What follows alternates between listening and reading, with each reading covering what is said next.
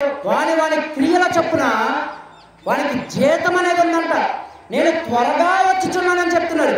మరి దేవుని చిత్తము ఈరోజే రావాల్సి ఉంటే ఈరోజే వస్తారు, రేపే రావాల్సి ఉంటే రేపే వస్తారు.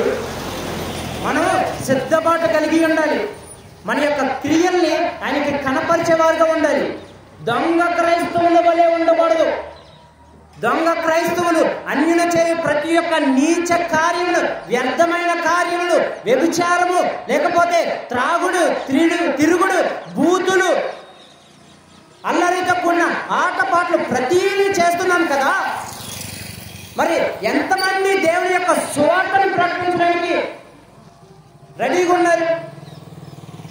ఇదిగో నేను త్వరగా వచ్చుచున్నాను, వాని వాని క్రియల చొప్పున జీతం ఇస్తాను. ఏమిస్తారంటే జీతం ఇస్తారంట. మరి మన యొక్క క్రియలు ఎలా ఉన్నాయి అంటే చెప్పవసరం లేదు. లోకాన్ని అనుసరించి ప్రతీది లోకాన్ని అనుసరించే జీవిస్తాం. మరి ఇంకా మనం ఒక వాక్యాన్ని జ్ఞాపకం చేసుకోగలిగితే ఈ యొక్క ముహూర్తాలు లేకపోతే వారాలు రోజులు మనం చూడొచ్చు. అంటే వాక్యం ఎంతో స్పష్టంగా మనకు చెప్తుంది ఇవేవి మనం చూడకూడదు. ఇవన్నీ చేసే మన క్రైస్తవులే చేస్తున్నారు. అన్యులు చాలా నయ్యం కాదు, తక్కువ చేస్తారు. క్రైస్తవులని చెప్పుకుంటూ కూడా ముహూర్తాలు, దిక్కులు, గుమ్మాలు, వాస్తులు బైబిల్ ఎంతో స్పష్టంగా చెప్తుంది. ఇవన్నీ మనం పాటించేవారు ఉంటే ఇదో దేవునికి రోషము పుట్టించదవా? దేవునికి రోషం పుట్టించేవారు ఉన్నాం. ఆయన యొక్క ఉగ్రత మనం తెచ్చుకునేవారు ఉన్నాం. ప్రతి వానికి వాని క్రియల చొప్పున జీతం ఇచ్చుటకు నేను త్వరగా వచ్చుచున్నానని చెప్తున్నాడు. ప్రతి ఒక్కరు ఆ యొక్క బహుమానాన్ని తీసుకోవడానికి సిద్ధపడి ఉండవలసిందిగా కోరుచున్నాను. బహుమానం కోసం అయితే మనం పరలోకాన్ని తీసుకుంటామా, నరకాన్ని తీసుకుంటామా అనేది ఆలోచించుకోవాలి. ఒకవేళ మనం జ్ఞానము కలిగిన వారు అయితే దేవుని యొక్క రక్తంలో కడగబడి ఆయన యొక్క శరీరాన్ని తీసుకొని ఆయన యొక్క రక్షణ అనుభవంలోకి వెళ్ళి అన్యులు చేయ క్రియలను మనం చేయక క్రైస్తవుల వలె ఉండి ఆ యొక్క క్రైస్తవ విలువలను పాటించుకుంటూ, ఆచారాలను పాటించుకుంటూ, లేకపోతే మన యొక్క యోగ్యమైన ప్రవర్తన, దొంగ ప్రవర్తన కాదు, యోగ్యమైన ప్రవర్తన కలిగి దేవునికి మనం కనపరుచుకునే వారుగా ఉండాలంట. అలా ఉన్న రోజున ఎవ్వరికి వానికి జీతం అనేది ఉంటుంది. నువ్వు నీతి కార్యాలు చేస్తే నీకు నిత్యరాజ్యం వస్తుంది. నువ్వు నిజాయితీగా ఉంటే నీకు నిత్యరాజ్యం వస్తుంది. దేవుని చెప్పిన మార్గంలో నడిస్తే నీకు నిత్యరాజ్యం వస్తుంది. అలా కాదని ఈ లోకాన్ని అనుసరించి నడిస్తే ఖచ్చితంగా నరకానికి వెళ్ళేవారు ఉన్నాం.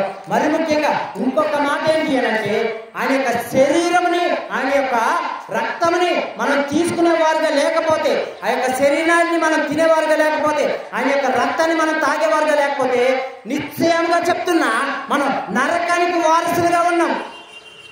ఈ యొక్క శరీరము, ఈ యొక్క రక్తము మనం తీసుకోవాలంటే మొదట బాప్తిస అనుభవంలోకి రావాలి. బాప్తిస అనుభవంలోకి వచ్చిన వారే ఈ యొక్క రక్షణలోకి వస్తారు. ఆ యొక్క శరీరంని, ఆ యొక్క రక్తాన్ని తీసుకోవడానికి అర్హులు. మరి ప్రతి ఒక్కరూ జ్ఞాపకం ఉంచుకొని ఇక్కడ మనకి ఎంతో స్పష్టంగా తెలియజేయబడుతుంది. త్వరగా వచ్చేస్తున్నాను, నా బిడ్డ తప్పిపోకు, జాగ్రత్త పడి ఉండవలసిందిగా కోరుచున్నాడు. ఏంటిది పాయింట్ ఏంటి?